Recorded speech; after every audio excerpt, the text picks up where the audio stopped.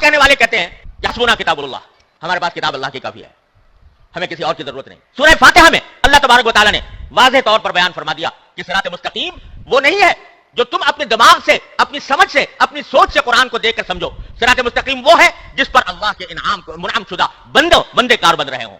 وہاں پر بھی کتاب کا حوالہ نہیں دیا، وہاں پر بھی حوالہ دیا رجال کا حوالہ دیا، رجال اللہ کا حوالہ دیا. بیچ میں پتہ نہیں کتنے دانشور اٹھے ہیں اس پورے 1400 سال کے دوران جنہوں نے یہی نعرہ لگایا کہ حسبنا کتاب اللہ، ہمیں رجال اللہ کی ضرورت نہیں، ہم تو کتاب اللہ کے پیرو ہیں اور کتاب ہی کی کو سمجھ کر کریں گے.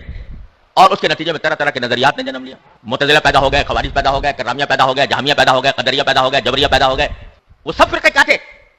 حسبنا کتاب اللہ کہنے والے کہ ہمیں بس کتاب چاہیے، رجال اللہ کی ہمیں فکر نہیں. لیکن انجام کیا ہوا؟ جب یہ فرمایا تھا کہ میری امت 72 فرقوں میں بٹ جائے گی، تو وہاں حضور اقدس صلی اللہ علیہ وسلم سے پوچھا گیا پھر کون سا ہوگا نجات پانے والا؟ تو آپ یہ بھی فرما سکتے تھے جو قرآن پر عمل کرنے والا ہوگا. کہہ سکتے تھے کہ نہیں؟ جو قرآن پر عمل کرنے والا ہوگا وہ ہوگا نجات یافتہ. آپ نے یہ نہیں فرمایا، فرمایا ما انا علیہ واصحابی، جس طریقے پر میں ہوں اور میرے صحابہ ہیں وہ ہوگا صحیح راستے کے. سنت کو تو وہ لوگ نہیں مان رہے جو قرآن کے بعد بخاری اور مسلم کو سب سے افضل کتابیں کہتے ہیں، اس کے باوجود جو نماز کا طریقہ ہے ان کا وہ بخاری مسلم سے ثابت ہی نہیں ہے، بغیر رفع الیدین کے نماز پڑھتے ہیں.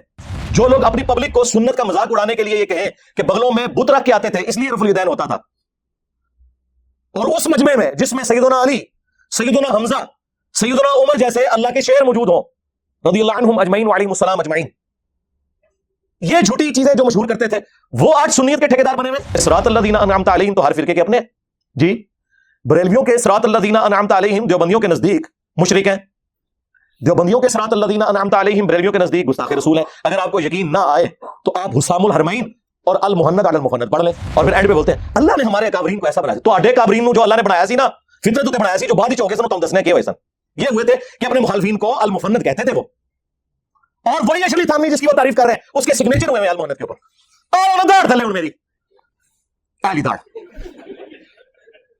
نبی الاسلام ان کے صحابہ اور اہل بیت کا فرقہ تھے. فرق کہتے ہیں ٹوٹ کے الگ ہونے والے کو، جو درخت سے ٹوٹ کر پتا الگ ہوتا ہے وہ فرق ہوتا ہے. درخت تو اپنی اصل ہے، اصل تو مسلم تھا، فرقے تو آپ لوگوں نے بنائے. انڈیا کے 2 شہروں کے نام کے اوپر فرقے بنا دیے، دیوبند اور بریلی. خانہ کعبہ شریف کو 400 سال تک بدعت سے بھر کے رکھا. جب چاروں اماموں کے نام کے اوپر ان بیچاروں کو تو پتہ نہیں ہوگا 4 مسلح ڈال دیے 400 سال تک، 1517 سے 1917 تک سلطنت عثمانیہ. اور پھر اللہ نے ایسے اٹھائے آپ قیامت تک دوبارہ انشاءاللہ 4 مسلح ڈلتے، کیونکہ حنفیوں کے 2 مسلح بن گئے بریلوی اور دیوبندی. ہاں عزتیں ویل کی ہیں تم نے اللہ اور اس کے رسول کے نام کے اوپر، عز و جل صلی اللہ علیہ وآلہ وسلم. چندے بٹورے ہیں تم نے اللہ اور اس کے محبوب علیہ السلام کے نام کے اوپر. سواریاں سوار کی ہیں تم نے مکے اور مدینے کے نام کے اوپر، اور پھینکی کہاں جا کے؟ دیوبند میں اور بریلی میں، اجمیر میں اور بغداد میں. غدار ہو تم لوگ، اپنے نبی کے غدار ہو. کہتے ہیں جی جنہیں سب بزرگوں کے بارے میں سر زبان استعمال کرتے ہیں، اور قرآن میں تو اللہ تعالیٰ نے فرمایا کہ کافروں کے جھوٹے خداؤں کو برا نہ کہو ورنہ وہ تمہارے سچے کو کہیں گے. ولا تسبوا الذین يدعون من دون اللہ فیسبوا اللہ عدوا بغیر علم. جی سرکار یہ آیت آپ ہم پہ فٹ کر رہے ہیں، یہ تو کافروں کی بات ہوئی ہے، غداروں کی نہیں ہوئی. تو نبی الاسلام نے تو ڈرایا تھا کہ فرقوں میں نہیں پڑھنا. اللہ کے نبی قرآن کے خلاف چل سکتے تھے. واعتصموا بحبل اللہ جميعا ولا تفرقوا، اللہ کی رسی قرآن کو مضبوطی سے تھام لو اور فرقوں میں مت بٹو. یہ تو آپ نے پروفیسی کی تھی کہ امت میں فرقے بنیں گے، تم نے حصہ نہیں بننا. جس طرح کہ مسلم شریف میں حدیث ہے کہ قرب قیامت میں ایسی عورتیں آئیں گی جو ایسا لباس پہنیں گی چست یا باریک گویا کہ ننگی ہو. اس کا کیا مطلب ہے کہ اپنی عورتوں کو ہم ننگا لباس پہنائیں؟ یہ ڈرایا گیا تھا، وہاں پہ بھی ڈرایا گیا تھا کہ فرقوں میں مت بٹنا. لیکن امت بالکل الٹ چلی، نہ قرآن کو پکڑا نہ اہل بیت کو زندہ چھوڑا، بالکل الٹ چلی. یہ پلیٹ فارم غدیر خون پہ کھڑا ہے. کہتے ہیں جی انجینئر صاحب کدھر کھڑے ہیں سرکار؟ انجینئر صاحب ادھر کھڑے ہیں جدھر اللہ کے نبی علیہ السلام ہمیں کھڑا کر کے گئے تھے غدیر خون پہ. کوئی ہماری طرح قرآن کی توحید بیان کر کے بتائے اور کوئی ہماری طرح اہل بیت کا دفاع کر کے بتائے. کل حزب بما لدیہم فرحون، ہر فرقے نے ایک چیز پکڑی ہے وہ اس پہ خوش ہے. بریلویوں نے عشق رسول کے نام کے اوپر امت کو اپنے پیچھے لگایا ہوا ہے، جو بندیوں نے عشق صحابہ کے نام کے اوپر، اہل حدیث نے توحید کے نام کے اوپر، اور شیعہ نے محبت اہل بیت کے نام کے اوپر. بس وہ ایک ٹکڑوں میں دین لیا ہوا ہے اور پھر سیدھی لکیر پہ یوں انگلی رکھ کے کہا وَأَنَّ هَذَا صِرَاطِي مُسْتَقِيمًا، اور یہ میرا سیدھا راستہ ہے صراط مستقیم. فَاتَّبِعُوهُ، پس اسی کی پیروی کرو. وَلَا تَتَّبِعُوا السُّبُلَ، اور ارد گرد کے راستوں کی پیروی نہ کرنا، وہ تمہیں اللہ کے راستے سے بہکا دیں گے. یہ وہ چیز ہے جس کی وصیت اللہ تعالیٰ تمہیں کرتا ہے تاکہ تم ڈر جاؤ. یہ نبی الاسلام نے سورۃ الانعام کی آیت نمبر 153 تلاوت کر کے فرمایا کہ میرا راستہ صراط مستقیم ہے اور ارد گرد ٹیڑے راستے ان سے بچنا. اور مزے کی بات، اس کا ایک طریق سنن ابن ماجہ میں ہے، اس میں الفاظ ہیں نبی الاسلام نے 2 ٹیڑھی لکیریں دائیں کھینچی، 2 بائیں، کتنی ہوگی؟ 4، یعنی 4 ہوئی. ہاں 4 ہوئی، اور فرمایا کہ درمیان والا میرا راستہ حق میں. تو آٹھی تعریفیں کر کے گئے اللہ کے فضل اللہ ہمارا امام وہ ہے جس کی قبر مدینے میں ہے، اور تمہارے امام وہ ہے کہ جب مرے تھے تو ان کی شلواریں اتار کے انہیں غسل دیا گیا تھا.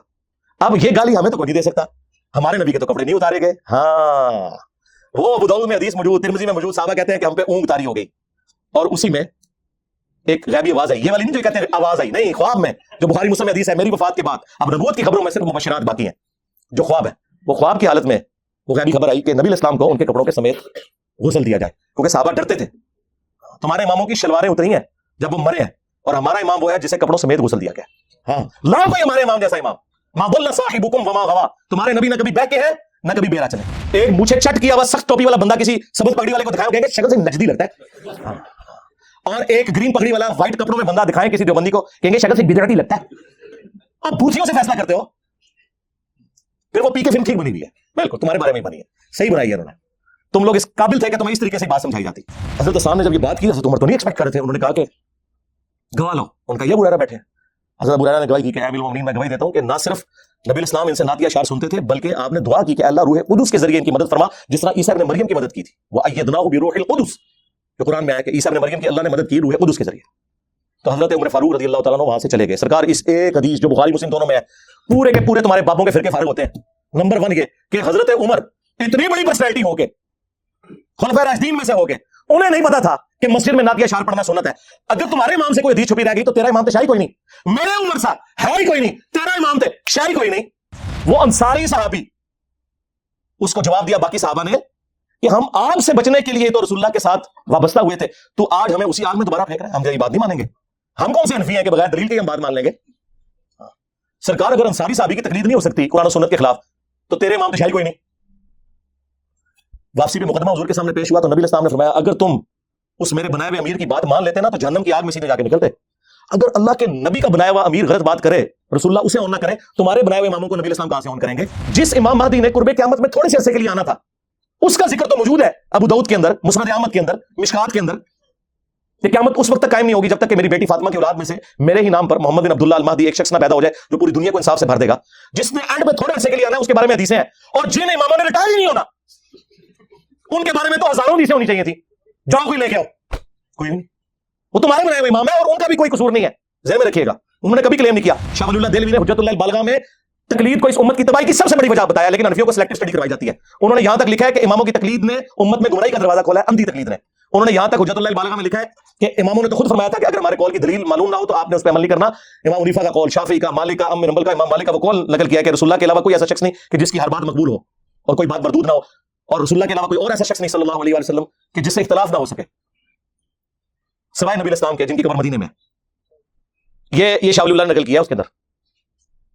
اور یہ اپنے آپ کو کہتے ہیں شاہ ولی اللہ حنفی تھے. شاہ ولی اللہ تو تھوڑی منجی ٹھوک کے گئے نا، سارے نے منجی ٹھوکی لیکن کتابیں لکھی رہ گیا. انجینئر صاحب اس لیے بدنام ہوئے ہیں کہ وہ لا کے آپ کے سامنے رکھ دیے انہوں نے.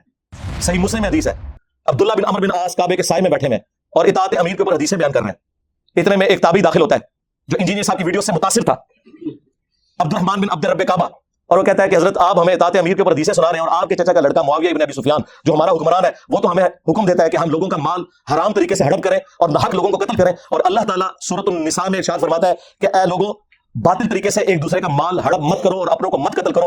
اب ہم اللہ کی بات مانیں یا آپ کے چچا زاد معاویہ ابن ابی سفیان کی بات مانیں کہ جو حکمران ہے؟ اس نے نہیں آگے سے کہا مشاجرات صحابہ ڈسکس نہ کرو، تم تو آئی تابعی ہو، یقیناً تمہیں انجینئر نے گمراہ کیا ہوگا. خاموش ہو گئے. تھوڑی دیر بعد سر اٹھا کے کہا معاویہ کی اطاعت کرو ان کاموں میں جس میں اللہ کے حکم کے مطابق تمہیں چلائے، اور جس میں وہ اللہ کے خلاف چلائے تم اس کی مخالفت کرو. اندازہ کریں، یہ تھے رجال اللہ.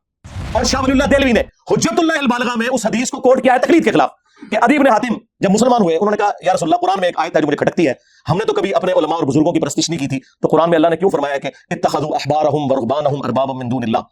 تو نبی اسلام نے فرمایا بتاؤ جب تمہارے علماء اور یہ بزرگ تمہیں اللہ اور اس کے پیغمبر کی تعلیمات کے خلاف جو فتوے دیتے تھے، حلال کو حرام اور حرام کو حلال قرار دیتے تھے، تو کیا تم بغیر دلیل کے ان کی بات کو مان نہیں لیا کرتے تھے؟ انہوں نے کہا یا رسول اللہ ایسا ہی تھا. فرمایا یہی تو ان کو رب بنانا ہے. یعنی نبی اسلام یہ کہہ رہے ہیں کہ اے عدی بن حاتم اگرچہ تو عالم دین نہیں، کوئی مسئلہ نہیں، لیکن اپنے عالم دین کی بات کو کتاب و سنت میں چیک کر لیا کر. یہی مطلب ہوا نا. مجھے بتائیں اگر کوئی پرائمری اسکول کا بچہ آپ کو کہے کہ سورۃ البقرہ کی آیت نمبر 279 میں لکھا ہے کہ سود کھانے والے کے خلاف اللہ اور اس کے رسول کا اعلان جنگ ہے، تو آپ اس سے اس کی ڈگری مانگیں گے یا آیت پڑھیں گے؟ اور اگر وہ کہ میرے پاس ڈگری نہیں، آپ کہیں چونکہ ڈگری نہیں لہذا میں قرآن کی آیت بھی نہیں مانتا، تو آپ تو کافر ہو جائیں گے. اور دوسری طرف ان کا حال ہے کہ غیر مسلموں کی تعریفیں کرتے ہیں کہ جی فلاں غیر مسلم نے نبی اسلام کے اوپر اتنی شاندار کتاب لکھی ہے, اس کے پاس ڈگری کوئی نہیں ہے, اس نے تو خود اسٹڈی کر کے لکھا نا, تو کیوں مثالیں دیتے ہیں ان کی؟ صرف اس لیے کہ اس نے تمہاری منزل نہیں ٹھوکی. آخر میں مفتی تقی عثمانی صاحب کو گفٹ کے طور پر 3 عقیدے دے رہا ہوں اور قیامت تک کے لیے ٹائم دے رہا ہوں کہ رجال اللہ کی روشنی میں, کتاب اللہ کی روشنی میں, سنت کی روشنی میں, قطعی الدلالہ دلائل کی روشنی میں اپنے بزرگوں کے لکھے ہوئے ان عقیدوں کا دفاع کرو جو المحنت میں لکھے ہوئے. ویسے تو پوری کتاب کا پوسٹ مارٹم ہو سکتا ہے. رشید احمد گنگوئی نے قاسم منوتوی کو پبلک کے سامنے چرپائی پہ لٹایا اور عاشق صادق کی طرح اپنا ہاتھ سینے پہ رکھا, اور وہ آگے سے کہنا شروع ہو گیا کہ میاں لوگ کیا کہیں گے. انہوں نے کہا کہنے دو جو لوگوں کو وہ کہتے ہیں. اور نقل کون کر رہا ہے؟ حکیم الامت اشرف تھانوی صاحب, اور کتاب کرامات اولیاء. اس کا اگلا ورژن یہ ہے کہ کچھ عرصے بعد اسی رشید احمد گنگوئی نے خواب میں دیکھا کہ مولانا قاسم نانوتوی دلہن کی شکل میں میرے پاس آئے ہیں. ہاں, اور بعد والا بھی سارا کام. ہاں, اور قبروں سے فیض یہ ہے کہ قاسم نانوتوی صاحب اسی کتاب میں لکھا ہے مرنے کے 6 سال کے بعد قبر سے نکل کر, خواب میں نہیں بیداری میں, جو بند کے 2 مولویوں کی صلح کروا کے قبر میں واپس چلے گئے. اور جس مولوی کو مل کے گئے تھے سخت سردیوں میں بھی اس کا جو لحاف تھا اس کے اندر اس کا پسینہ نکل گیا ہوا تھا, اور بھی کچھ نکل گیا ہوگا, وہ رپورٹ نہیں ہوا.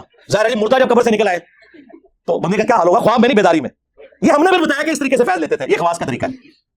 قبر کی مٹیاں چاٹا کرتے تھے, میں نے پورا سچ پیپر لکھا ہے اس کے اوپر, قبروں سے فیض کے عقیدے کا تحقیقی جائزہ. اچھا میرے بھائیو, آپ کے جو سوالات میرے پاس آئے ہیں یہ پرچیوں کی شکل میں, ان کو بھی میں انشاءاللہ ڈسکس کروں گا.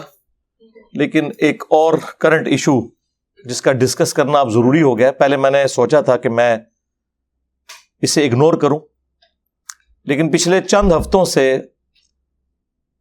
دیوبند کے جو مفتی اعظم ہیں پلانٹ ارتھ, مفتی تقی عثمانی صاحب حافظہ اللہ تعالی, ان کا ایک آڈیو کلپ دیوبندیوں کے مختلف پیجز کے اوپر میری تصویر لگا کے مجھ پہ نیگیٹو کامنٹس کرتے ہوئے اپلوڈ کیا جا رہا ہے. یہ الگ بات ہے کہ نیچے ان کی اپنی ٹرولنگ ہو رہی ہوتی ہے. یہ تو بات آپ ذہن میں رکھیں. اب وہ زمانہ گیا, ہم نے جو قرآن و سنت کی روشنی میں لوگوں کو ایجوکیٹ کیا ہے. اب جو بندہ بھی مجھ پہ جھوٹے الزامات لگائے گا تو مجھے جواب دینے کی ضرورت کوئی نہیں ہے. دنیا میں ہزاروں نہیں لاکھوں مسلمان کمیٹڈ بغیر کسی تنخواہ کے آپ کو گھر تک پہنچانے کے لیے علمی طور پر تیار ہیں اللہ کے فضل سے. ہاں, یہ ذہن میں رکھیے گا. بہرحال مس یوز کیا گیا. میں حسن ظن رکھتا ہوں کہ انہوں نے میرے بارے میں یہ بات نہیں کی ہوگی, لیکن چونکہ تصویر میری لگ رہی ہے, مجھے رپلائی کیا جا رہا ہے ان باتوں کے اوپر جن کا میرے سے کوئی لینا دینا ہی نہیں ہے.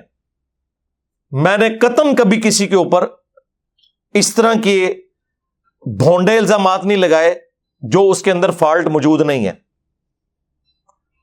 جب کبھی بھی کوئی دعوت حق بلند ہوتی ہے, یہ لوگ اس دعوت حق کے خلاف سازش کرتے ہیں, اور وہ تمام ادبی گالیاں جو اسلامک ہسٹری میں گمراہ کن فرقوں کو پڑھتی رہی ہیں وہ انہیں دینا شروع کر دیتے ہیں.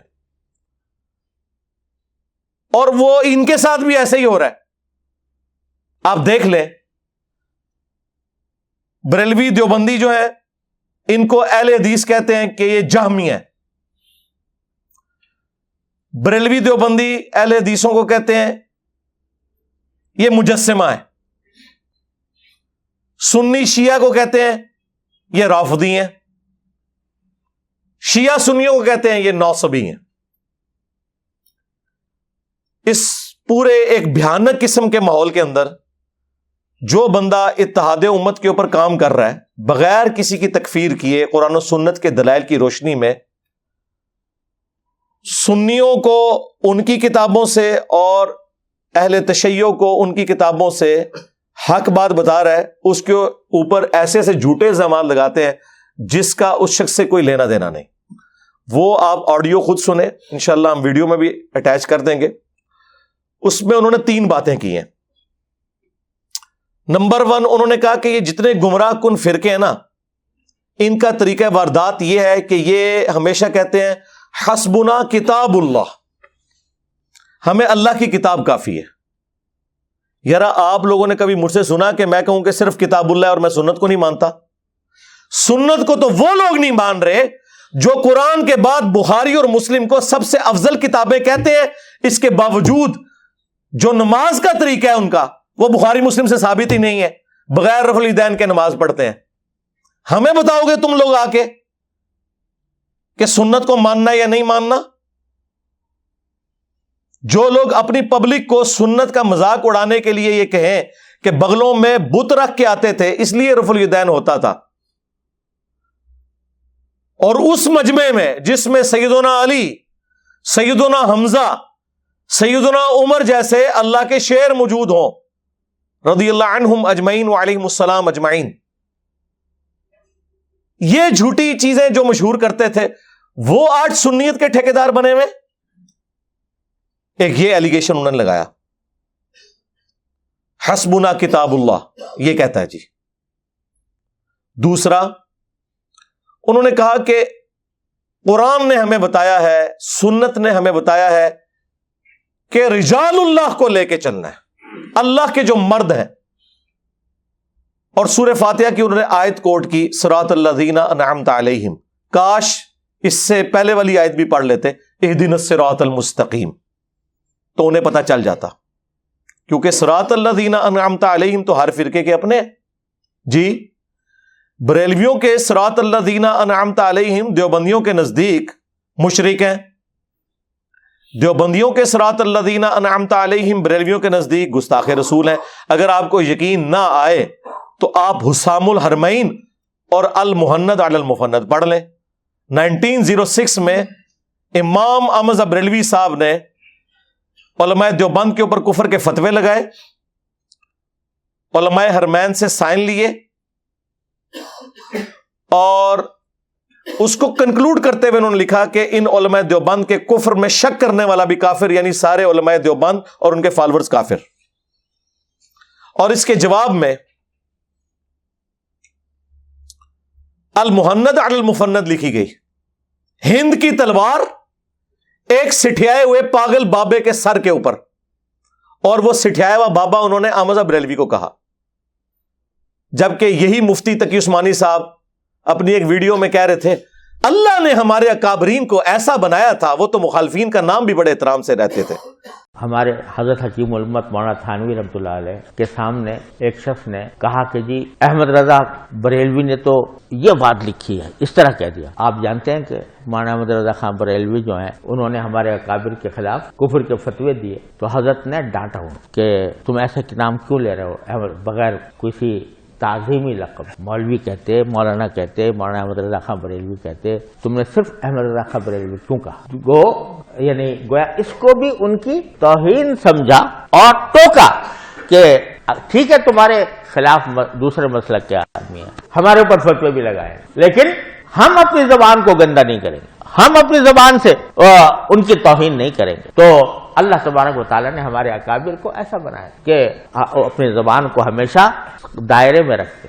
جی، اپنے مخالفین کو المفند کہنا اور ان پر المحند رکھنا، یعنی ہند کی تلوار، اور وہ جس شخصیت کی تعریف کر رہے تھے اشری تھانوی صاحب کی، جی ان کے سامنے کسی نے احمد بریلوی صاحب کا نام بغیر مولانا کے لیا تو انہوں نے انہیں ڈانٹا کہ ٹھیک ہے وہ ہمارے مخالف تھے، ہم پر کفر کا فتویٰ لگایا، لیکن ان کا نام تو احترام سے لو۔ اور پھر اینڈ پہ بولتے ہیں اللہ نے ہمارے اکابرین کو ایسا بنایا، تو آڈے اکابرین نو جو اللہ نے بنایا سی نا، فطرت اتے بنایا سی، جو بعد ہی چ ہو گئے سن تو ہم دسنے کہ ہوئے سن، یہ ہوئے تھے کہ اپنے مخالفین کو المفند کہتے تھے وہ، اور وہی اشرف تھانوی جس کی وہ تعریف کر رہے ہیں اس کے سگنیچر ہوئے ہوئے المحند کے اوپر۔ آیا نا داڑھ تھلے ہوں میری ایلی داڑھ۔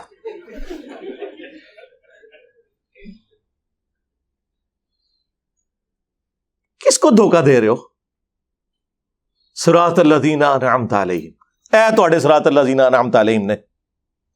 اس المحند کتاب میں انہوں نے لکھا کہ احمد بریلوی اور ان کی پوری جماعت ایک شیطانی لشکر ہے جو ہم پہ حملہ آور ہو گیا ہے، جس طرح کے شیاطین انبیاء پر حملہ آور ہوتے تھے، علماء دیوبند رضی اللہ عنہم پر یہ حملہ آور ہوئے ہیں، رضی اللہ عنہم 14ویں صدی کے مولویوں کو۔ اور اسی کتاب میں انہوں نے اہل حدیث کو، وہابیوں کو کہا یہ خوارج کی ایک جماعت ہے۔ آج ریال کے چکر میں ایک ہوئے میں، ویسے ہی ایک دوسرے کو یہ سمجھتے ہیں ریٹن میں. تو یہ ہیں جی صراط الذین انعمت علیہم. اور تیسری انہوں نے بات اس میں کی کہ جی اللہ کے محبوب علیہ السلام نے تو فرمایا تھا ما انا علی و اصحابی.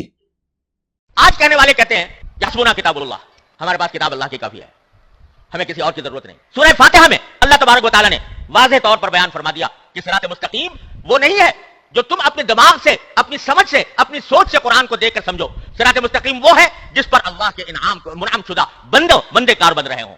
وہاں پر بھی کتاب کا حوالہ نہیں دیا، وہاں پر بھی حوالہ دیا رجال کا حوالہ دیا، رجال اللہ کا حوالہ دیا. بیچ میں پتہ نہیں کتنے دانشور اٹھے ہیں اس پورے 1400 سال کے دوران جنہوں نے یہی نعرہ لگایا کہ حسبنا کتاب اللہ، ہمیں رجال اللہ کی ضرورت نہیں، ہم تو کتاب اللہ کے پیرو ہیں اور کتاب ہی کی کو سمجھ کر کریں گے. اور اس کے نتیجے میں طرح طرح کے نظریات نے جنم لیا. معتزلہ پیدا ہو گئے، خوارج پیدا ہو گئے، کررامیہ پیدا ہو گئے، جہمیہ پیدا ہو گئے، قدریہ پیدا ہو گئے، جبریہ پیدا ہو گئے. وہ سب فرقے کیا تھے؟ حسبنا کتاب اللہ کہنے والے کہ ہمیں بس کتاب چاہیے، رجال اللہ کی ہمیں فکر نہیں. لیکن انجام کیا ہوا؟ جب یہ فرمایا تھا کہ میری امت 72 فرقوں میں بٹ جائے گی، تو وہاں حضور اقدس صلی اللہ علیہ وسلم سے پوچھا گیا پھر کون سا ہوگا نجات پانے والا؟ تو آپ یہ بھی فرما سکتے تھے جو قرآن پر عمل کرنے والا ہوگا. کہہ سکتے تھے کہ نہیں؟ جو قرآن پر عمل کرنے والا ہوگا وہ ہوگا نجات یافتہ.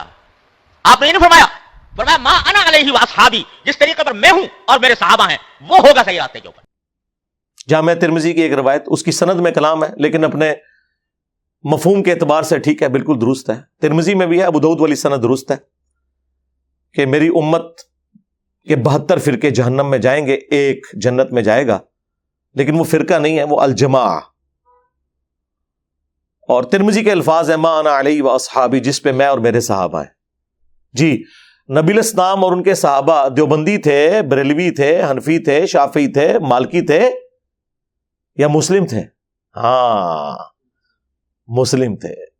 ملت ابیکم ابراہیم ہوا سماکم المسلمین من قبل وفی ھذا، پیروی کرو ابراہیم اپنے باپ کی ملت کی جنہوں نے اس قرآن کے نزول سے پہلے تمہارا نام مسلم رکھا اور اس کتاب میں اللہ نے تمہارا نام مسلم انڈورس کر دیا. یہاں پہ مسلم صفت کے طور پہ نہیں آیا، اسم کے طور پر آیا، سماکم المسلمین. تو کیا نبی الاسلام اور ان کے صحابہ یہ کچھ تھے جو یہ ہیں؟ ما کان ابراہیم یہودی ولا نصرانی، ابراہیم نہ تو یہودی تھے نہ نصرانی تھے. ولیکن کان حنیفا مسلما وما کان من المشرکین، بلکہ وہ سب سے ٹوٹ کر ایک اللہ کے ہو گئے تھے اور وہ مشرک تھے اور مشرک نہیں تھے. اور ہمارے نبی بھی ابراہیمی ہیں. قل اننی ہدانی ربی الی صراط مستقیم دینا القیما ملت ابراہیم حنیفا وما کان من المشرکین قل ان صلاتی ونسکی ومحیای ومماتی للہ رب العالمین لا شریک لہ وبذالک امرت وانا اول المسلمین. اے نبی آپ بھی اناؤنسمنٹ کریں کہ آپ بھی مسلم ہیں. ہمارے نبی علیہ السلام نہ بریلوی تھے، نہ دیوبندی تھے، نہ سنی تھے، نہ شیعہ تھے، وہ تو مسلم تھے. اور جو ان سے ہٹا ہوا ہے، پھر قرآن نے واضح فتویٰ دیا ہے ان الذین فرقوا دینہم وکانوا شیعا، بے شک جنہوں نے اپنے دین میں فرقے بنا لیے اور گروہوں میں بٹ گئے. لست منہم فی شیء، اے نبی آپ کا تو ان سے کوئی تعلق نہیں ہے. لاکھ وہ نعرے لگاتے رہے آپ کے نام کے. انما امرہم الی اللہ، ان کا معاملہ اللہ کے سپرد. پھر قیامت کے دن اللہ تعالیٰ انہیں بتا دے گا جو کچھ دنیا میں وہ کرتوت کیا کرتے تھے. تو کہاں بیٹھے ہوئے ہیں میرے بھائی؟ او جی نبی علیہ السلام نے فرمایا کہ 73 فرقے بن جائیں گے تو ایک فرقہ جنت میں جائے گا. سرکار کسی حدیث میں نہیں ہے فرقہ جنت میں جائے گا، ایک گروہ. فرقہ تو جہنم میں ہی جائے گا. نبی علیہ السلام ان کے صحابہ اور اہل بیت کیا فرقہ تھے؟ فرق کہتے ہیں ٹوٹ کے الگ ہونے والے کو. جو درخت سے ٹوٹ کر پتا الگ ہوتا ہے وہ فرق ہوتا ہے. درخت تو اپنی اصل ہے، اصل تو مسلم تھا، فرقے تو آپ لوگوں نے بنائے. انڈیا کے 2 شہروں کے نام کے اوپر فرقے بنا دیے، دیوبند اور بریلی. خانہ کعبہ شریف کو 400 سال تک بدعت سے بھر کے رکھا، جب چاروں اماموں کے نام کے اوپر ان بیچاروں کو تو پتہ نہیں ہوگا 4 مسلح ڈال دیے 400 سال تک، 1517 سے 1917 تک سلطنت عثمانیہ، اور پھر اللہ نے ایسے اٹھائے اب قیامت تک دوبارہ نہیں انشاءاللہ 4 مسلح ڈلتے، کیونکہ حنفیوں کے ہی 2 مسلح بن گئے ہیں، بریلوی اور دیوبندی۔ ہاں ایسی اللہ نے کمر توڑی ہے اللہ کے فضل سے۔ باقی ہم نے جو کچھ کیا آپ کو پتا ہے، پچھلے 1000 سال میں اتنی عزت نہیں کمائی تھی انہوں نے جتنی ان 10 سالوں کے اندر انہوں نے ذلت کما لی ہے۔ الحمدللہ، اللہ کا شکر ہے۔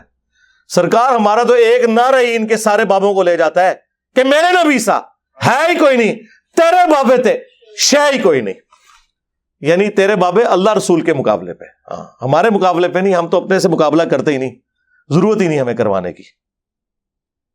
اللہ کے بندو، عزتیں اویل کی ہیں تم نے اللہ اور اس کے رسول کے نام کے اوپر، عز و جل و صلی اللہ علیہ وآلہ وسلم۔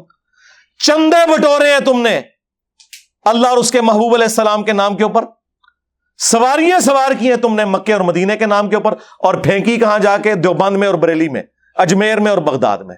غدار ہو تم لوگ، اپنے نبی کے غدار ہو۔ کہتے ہیں جی انجینئر صاحب بزرگوں کے بارے میں سخت زبان استعمال کرتے ہیں، اور قرآن میں تو اللہ تعالیٰ نے فرمایا کہ کافروں کے جھوٹے خداؤں کو برا نہ کہو ورنہ وہ تمہارے سچے کو کہیں گے۔ وَلَا تَسُبُّوا الَّذِينَ يَدْعُونَ مِن دُونِ اللَّهِ فَيَسُبُّوا اللَّهَ عَدْوًا بِغَيْرِ عِلْم۔ جی سرکار یہ آیت آپ ہم پہ فٹ کر رہے ہیں؟ یہ تو کافروں کی بات ہوئی ہے، غداروں کی نہیں ہوئی۔ تم کافر بن جاؤ، عزت سے تمہارے ساتھ ڈیل کریں گے۔ ابھی بھی نام لیتے ہیں اشرف علی تھانوی صاحب، احمد بریلوی صاحب، اس سے بڑا کیا اور ٹائٹل دیں؟ تم تو دوسرے کے بزرگوں کو مرحوم کہتے ہو، اپنے کو رحمت اللہ علیہ کہتے ہو۔ تمہاری عیاریاں اور مکاریاں ہمیں نہیں پتا، آپ میں سے نکل کے آیا ہوں میں، مجھے سب کچھ پتا ہے۔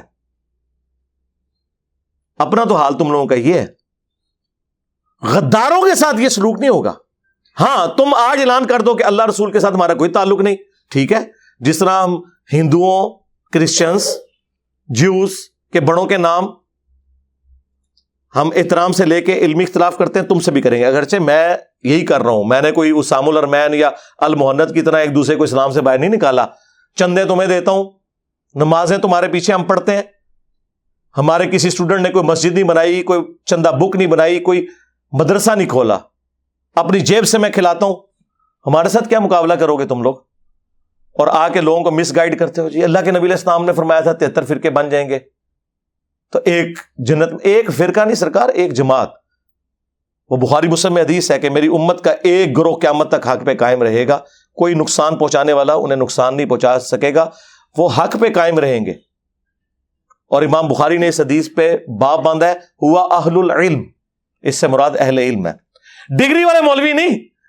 جس ڈگری کی یہ اوقات ہو کہ بریلویوں کا بڑا دیوبندیوں کے نزدیک مشرک ہو اور دیوبندیوں کا بڑا بریلویوں کے نزدیک گستاخ رسول ہو، اس ڈگری کا ہم نے کیا کرنا ہے؟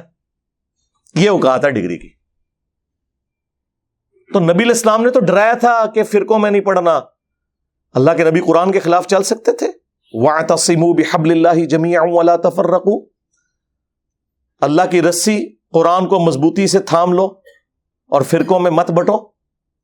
یہ تو آپ نے پروفیسی کی تھی کہ امت میں فرقے بنیں گے، تم نے حصہ نہیں بننا۔ جس طرح کہ مسلم شریف میں حدیث ہے کہ قرب قیامت میں ایسی عورتیں آئیں گی جو ایسا لباس پہنیں گی چست یا باریک، گویا کہ ننگی ہو۔ اس کا کیا مطلب ہے کہ اپنی عورتوں کو ہم ننگا لباس پہنائیں؟ یہ ڈرایا گیا تھا، وہاں پہ بھی ڈرایا گیا تھا کہ فرقوں میں مت بٹنا اور اللہ کی رسی کو پکڑ لینا۔ کہتے ہیں جی رسی میں دیکھیں جی کتنے ریشے ہوتے ہیں، ایک ریشہ جو ہے وہ اللہ کی محبت کا ہے، ایک رسول کی محبت کا، ایک صحابہ، ایک اہل بیت، ایک بابے بھی بیچ میں ڈالے ہوئے ہیں۔ لے جاؤ بابے تو اپنے، جاؤ دبو انہوں نے جا کے۔ قرآن اللہ کی رسی ہے۔ غدیر خم کی حدیث میں اللہ کے نبی نے خود فرما دیا، مسلم شریف میں اوپر تلے 4 حدیث ہے اے لوگوں آگاہ ہو جاؤ، میں بھی ایک انسان ہوں، قریب ہے کہ اللہ کا قاصد یعنی موت کا فرشتہ میرے پاس آئے اور میں اس کی دعوت قبول کر لوں۔ میں اپنے بعد تم میں دو بھاری چیزیں چھوڑ کے جا رہا ہوں، ان میں سے پہلی چیز اللہ کی کتاب ہے، اس میں ہدایت ہے، اس میں نور ہے، یہ اللہ کی رسی ہے، تم اسے پکڑو، اپنا تعلق اس کتاب کے ساتھ مضبوط کرو، جو اسے پکڑے گا ہدایت پر ہوگا، جو چھوڑ دے گا گمراہ ہو جائے گا۔ اور زید بن ارقم کہتے ہیں پھر حضور کہتے رہے کہ اللہ کی کتاب، اللہ کی کتاب، اللہ کی کتاب۔ اتنی زیادہ تعریفی کلمات کسی حدیث میں قرآن کے لیے نہیں آئے جو غدیر خم میں آئے۔ اور پھر فرمایا کہ دوسری بھاری چیز میرے اہل البیت ہیں، میں اپنے اہل البیت کے معاملے میں تمہیں اللہ کا خوف دلاتا ہوں، میں اپنے اہل البیت کے معاملے میں تمہیں اللہ کا خوف دلاتا ہوں، میں اپنے اہل البیت کے معاملے میں تمہیں اللہ کا خوف دلاتا ہوں، یعنی میرے بعد ان کے ساتھ حسن سلوک کرنا۔ لیکن امت بالکل الٹ چلی، نہ قرآن کو پکڑا نہ اہل بیت کو زندہ چھوڑا، بالکل الٹ چلی۔ یہ پلیٹ فارم غدیر خم پہ کھڑا ہے۔ کہتے ہیں جی انجینئر صاحب کدھر کھڑے ہیں؟ سرکار انجینئر صاحب ادھر کھڑے ہیں جدھر اللہ کے نبی علیہ السلام ہمیں کھڑا کر کے گئے تھے غدیر خم پہ۔ کوئی ہماری طرح قرآن کی توحید بیان کر کے بتائے اور کوئی ہماری طرح اہل بیت کا دفاع کر کے بتائے۔ کل حزب بما لدیہم فرحون، ہر فرقے نے ایک ایک چیز پکڑی ہے، وہ اس پہ خوش ہے۔ بریلویوں نے عشق رسول کے نام کے اوپر امت کو اپنے پیچھے لگایا ہوا ہے، دیوبندیوں نے عشق صحابہ کے نام کے اوپر، اہل حدیث نے توحید کے نام کے اوپر، اور شیعہ نے محبت اہل بیت کے نام کے اوپر۔ بس وہ ایک ٹکڑوں میں دین لیا ہوا ہے اور وہ اس کے اوپر خوش ہیں۔ ٹوٹل دین یہاں سے اللہ کے فضل سے بیان ہو رہا ہے۔ لہذا مفتی صاحب کم از کم اپنے اسٹوڈنٹس کو سمجھائیں، مجھے نہ ہاتھ ڈالیں، انجینئر کو نہ چھیڑیں۔ ہاں، میں وہ نہیں ہوں کہ میں ڈر جاؤں گا کہ فلانے نے کہتا۔ دیکھیں پاکستان میں جن غنڈے اور بدماش قسم کی تنظیموں کے علماء کا نام بھی کوئی نہیں لیتے نا، میں ان کی منجی ٹھوکتا ہوں کیمرے میں، اور دبکتے ہیں، دوبارہ بولتے نہیں ہیں، انہیں پتہ ہے کہ اس نے چپ نہیں کرنا اور بے عزت کرے گا، چھوڑے گا نہیں، ہمیں یقیناً نہیں چھوڑے گا۔ نہ تم لوگوں نے غداری کی ہے اس دین کے ساتھ، تمہاری موت لکھی ہوئی ہے علمی طور پہ اس پلیٹ فارم کی برکت سے انشاءاللہ تعالی ہو چکی۔ کل تک جن بزرگوں کا نام لوگ احترام سے لیتے تھے آج میمز بن رہی ہیں۔ ہاں، لوگ ہنستے ہیں واقعات سن کے کہ یار یہ کیا باتیں کر رہے ہیں، اور یہ مفتی صاحب ہمیں بتا رہے ہیں کہ جناب حسبنا کتاب اللہ نہ کہو بلکہ رجال اللہ کو پکڑو۔ کیڑے رجال اللہ؟ انفیہ، دیوبندیہ، آیاتیہ، مماتیہ، بریلویہ، کیڑے؟ ہر فرقے کے اپنے۔ اور پھر صراط الذین انعمت علیہم کا دھوکہ دیا ہوا ہے۔ پہلے تو پڑھو اہدنا الصراط المستقیم، اس آیت کو کھا جاتے ہو۔ اہدنا الصراط المستقیم، اے اللہ ہمیں چلا سیدھے راستے پر، راستوں پر نہیں جی چاروں ہی حق پہ ہیں، نہیں، حق کا راستہ تو ایک ہے۔ قرآن میں ہمیشہ گمراہی جو ہے نا وہ جمع کے صیغے سے آئی ہے، من الظلمات الی النور، گمراہیوں کے اندھیروں سے روشنی کی طرف، روشنی سنگولر کے صیغے میں، انوار نہیں آیا، نور۔ یہاں تم نے جو ہے وہ اماموں کے نام کے اوپر فرقے بنا دیے، اماموں بیچاروں کو تو پتہ ہی نہیں ہوگا کہ تم نے کیا کیا، جس طرح جیزس کرائسٹ کے ساتھ کرسچنز نے کر دیا۔ جیزس کرائسٹ تو وجیہن فی الدنیا والآخرہ ومن المقربین ہے، الحمدللہ۔ تم لوگوں نے یہ کام کیا۔ تو اہدنا الصراط المستقیم کی ڈیفینیشن تمہارے بابے کریں گے یا اللہ کے محبوب علیہ السلام کریں گے؟ ہاں، یا اللہ کے رسول کے ساتھ غداری کرنے والے لوگ کریں گے؟ تو آؤ اللہ کے نبی سے پوچھ لو۔ مسند احمد میں حدیث ہے، مشکات میں بھی موجود ہے، سنن دارمی میں بھی موجود ہے، سنن ابن ماجہ میں موجود ہے، کئی حدیث کی کتابوں میں، کہ نبی علیہ السلام نے زمین پہ ایک سیدھی لکیر کھینچی اور اس کے دائیں بائیں ٹیڑھی لکیریں کھینچی، اور پھر سیدھی لکیر پہ یوں انگلی رکھ کے کہا وَأَنَّ هَذَا صِرَاطِي مُسْتَقِيمًا، اور یہ کہ یہ میرا سیدھا راستہ ہے، صراط مستقیم، فَاتَّبِعُوهُ، پس اسی کی پیروی کرو، وَلَا تَتَّبِعُوا السُّبُلَ، اور ارد گرد کے راستوں کی پیروی نہ کرنا، وہ تمہیں اللہ کے راستے سے بہکا دیں گے۔ یہ وہ چیز ہے جس کی وصیت اللہ تعالیٰ تمہیں کرتا ہے تاکہ تم ڈر جاؤ۔ یہ نبی علیہ السلام نے سورۃ الانعام کی آیت نمبر 153 تلاوت کر کے فرمایا کہ میرا راستہ صراط مستقیم ہے اور ارد گرد ٹیڑھے راستے ان سے بچنا. اور مزے کی بات، اس کا ایک طریق سنن ابن ماجہ میں ہے، اس میں الفاظ ہیں نبی علیہ السلام نے 2 ٹیڑھی لکیریں دائیں کھینچی، 2 بائیں، کتنی ہوگی؟ 4، یعنی 4 ہوئی. ہاں 4 ہوئی. اور فرمایا کہ درمیان والا میرا راستہ حق پہ ہے. تو اڈی تعریفاں کر کے گئے نے اللہ دے فضل نال. یہ ہے صراط مستقیم. تو صراط الذین انعمت علیہم، راستہ ان لوگوں کا جن پر تیرا انعام ہوا. ان لوگوں کے راستے نہیں بلکہ راستہ ان لوگوں کا. یعنی صراط مستقیم اللہ تعالیٰ کسے دیتا ہے؟ نبی کو یا غیر نبی کو؟ نبی کو. تو نبی کے جو پیروکار ہوتے ہیں صحابہ اور اہل بیت، وہ ہوتے ہیں انعام یافتہ لوگ. صراط الذین انعمت علیہم جو سورہ النساء میں آیا، من النبیین والصدیقین والشہداء والصالحین. صحابہ اور اہل بیت کیا اپنا کوئی راستہ بنا کے چلتے ہیں یا وہ اپنے نبی کی پیروی کرتے ہیں؟ ہاں. تو پھر صراط مستقیم تو نبی کا راستہ ہوا. ان لوگوں کے ساتھ کیوں جوڑ رہے ہو؟ وہ تو فالوورز ہیں. امام تو وہ ہے جس کی قبر مدینے میں ہے، جو ہمارا روحانی باپ ہے. کہتے ہیں انجینئر صاحب کو اپنا ابا ہی نہیں مل رہا. سرکار آپ نے اپنا ابا بدل لیا اور کتنے ابے بنا لیے ہیں، ختم ہی نہیں ہو رہے. حنفی، شافعی، مالکی، حنبلی، حنفیوں میں بھی بریلوی، دیوبندی، دیوبندیوں کے اندر بھی حیاتی، مماتی. ہمارا ابا وہ ہے جس کی قبر مدینے میں. النبی اولا بالمؤمنین من انفسہم وازواجہ امہاتہم. نبی مومنین کی جانوں پر ان سے بڑھ کر حق رکھتے ہیں اور نبی کی بیویاں امت کی مائیں ہیں. تو نبی امت کے روحانی باپ ہوئے صلی اللہ علیہ وآلہ وسلم.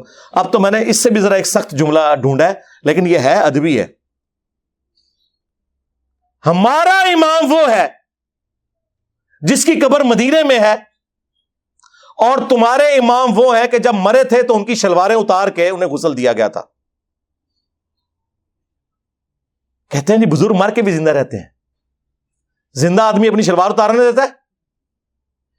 اب یہ گالی ہمیں تو کوئی نہیں دے سکتا. ہمارے نبی کے تو کپڑے نہیں اتارے گئے. ہاں وہ ابو داؤد میں حدیث موجود، ترمذی میں موجود، صحابہ کہتے ہیں کہ ہم پہ اونگ طاری ہو گئی اور اسی میں ایک غیبی آواز آئی. یہ والی نہیں جو کہتے ہیں آواز آئی، نہیں، خواب میں، جو بخاری مسلم میں حدیث ہے میری وفات کے بعد اب نبوت کی خبروں میں صرف مبشرات باقی ہیں جو خواب ہیں.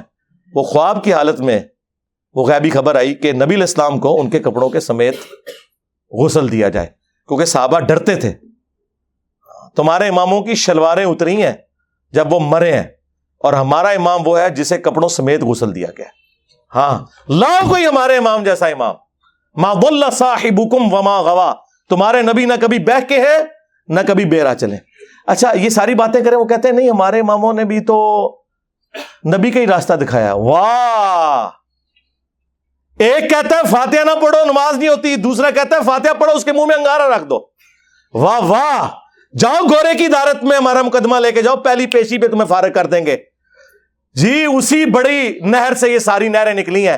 یار یہ ہوتا ہے کہ نہر میں دودھ بہ رہا ہو اور ایک نہر کے اندر سرکہ نکلا ہے، دوسرے میں تیزاب نکلا ہے، تیسرے میں شراب نکلا ہے. اگر یہ نہریں وہیں سے نکلی ہوئی ہیں تو دودھ ہی ہونا چاہیے تھا سب میں. بالکل 180 ڈگری سٹیٹمنٹس.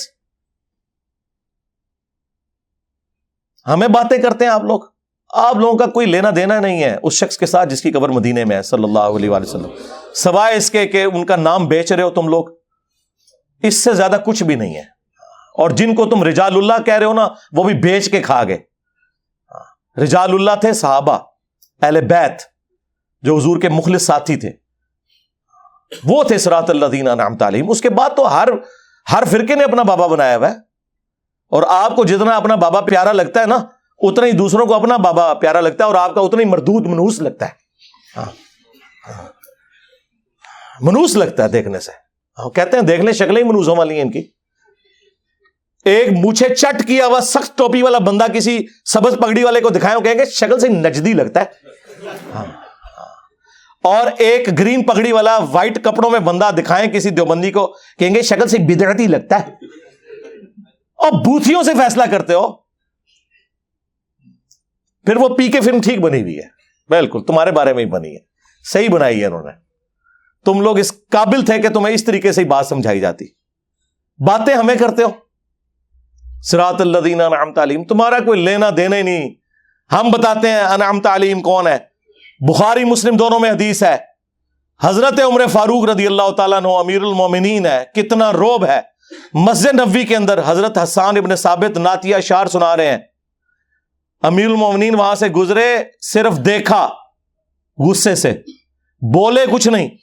اور حسان ابن ثابت جو شاعر ہے، جو دلیر بھی نہیں ہوتے، کہا عمر اس طرح نہ دیکھ، تجھ سے بہتر شخص مسجد میں ہوتا تھا، میں انہیں بھی نعتیہ اشعار سنایا کرتا تھا. محمد رسول اللہ صلی اللہ علیہ وآلہ وسلم. آگے سے حضرت عمر نے نہیں کہا علیکم بسنتی و سنت الخلفاء الراشدین المہدیین. انہیں پتا تھا یہ اسی صورت میں ہے جب اللہ اور اس کے رسول کے احکامات کے اندر ہو، کیونکہ قرآن نے واضح فتویٰ دیا ہے اطیعوا اللہ و اطیعوا الرسول، ایبسولوٹ اطاعت اللہ اور اس کے رسول کی، وَأُولِي الْأَمْرِ مِنْكُمْ، حکمران کی بھی، لیکن ایبسولوٹ نہیں. فَإِن تَنَازَعْتُمْ فِي شَيْءٍ فَرُدُّوهُ إِلَى اللَّهِ وَالرَّسُولِ. اگر تنازع ہو جائے اولو الامر کے ساتھ تو معاملہ پلٹاؤ گے اللہ اور اس کے رسول کی طرف، آج کی ڈیٹ میں کتاب و سنت کی طرف. ان کنتم تؤمنون باللہ والیوم الاخر. لیکن وہ یہ کام کرے گا جو اللہ پر ایمان لانے والا ہو اور آخرت کے دن پر ایمان لانے والا ہو، یعنی مسلمان ہوگا جو معاملے کو اس طرف پلٹائے گا. اسی میں تمہاری خیریت ہے اور اسی کا انجام اچھا ہونے والا ہے. سورہ النساء آیت نمبر 59. حضرت حسان نے جب یہ بات کی، حضرت عمر تو نہیں ایکسپیکٹ کر رہے تھے. انہوں نے کہا کہ گواہ لاؤ. ان کا یہ ابو ہریرہ بیٹھے ہیں. حضرت ابو ہریرہ نے گواہی دی کہ اے امیر المومنین، میں گواہی دیتا ہوں کہ نہ صرف نبی الاسلام ان سے نعتیہ اشعار سنتے تھے، بلکہ آپ نے دعا کی کہ اے اللہ روح قدس کے ذریعے ان کی مدد فرما، جس طرح عیسیٰ ابن مریم کی مدد کی تھی. وَأَيَّدْنَاهُ بِرُوحِ الْقُدُسِ، جو قرآن میں آیا کہ عیسیٰ ابن مریم کی اللہ نے مدد کی روح قدس کے ذریعے. تو حضرت عمر فاروق رضی اللہ تعالیٰ عنہ وہاں سے چلے گئے. سرکار اس ایک حدیث جو بخاری مسلم دونوں میں ہے، پورے کے پورے تمہارے بابوں کے فرقے فارغ ہوتے ہیں. نمبر 1 یہ کہ حضرت عمر اتنی بڑی پرسنالٹی ہو کے، خلفائے راشدین میں سے ہو کے، انہیں نہیں پتا تھا کہ مسجد میں نعتیہ اشعار پڑھنا سنت ہے. اگر تمہارے امام سے کوئی حدیث چھپی رہ گئی تو تیرا امام تے شاہی کوئی نہیں. میرے عمر سا ہے ہی کوئی نہیں، تیرا امام تے شاہی کوئی نہیں. جی ان سے کوئی حدیثیں کیسے چھپی رہ گئی ہوگی؟ پہلا رزلٹ کتنا خطرناک رزلٹ. کہتے ہیں انجینئر صاحب وہ باتیں کرتے جو کسی نے نہیں کی. سرکار کرتے تھے پہلے لوگ، پہلے یوٹیوب حافظہ اللہ، واٹس ایپ دامت برکاتم عالیہ، ہاں آیت اللہ، فیس بک نہیں ہوتے تھے، اور حکمران ایسے لوگوں کو قتل کروا دیتے تھے، ان کی آواز دبا دیتے تھے. یہ وجہ تھی. انجینئر پہلے بھی بڑے گزرے ہیں. دوسرا رزلٹ یہ نکلا کہ اگر امیر المومنین بھی ہو تو کتاب و سنت کی روشنی میں آپ نے اس سے اختلاف کرنا ہے. رجال اللہ، عمر فاروق رضی اللہ تعالیٰ عنہ سے کون بڑا رجال اللہ میں سے ہو سکتا ہے؟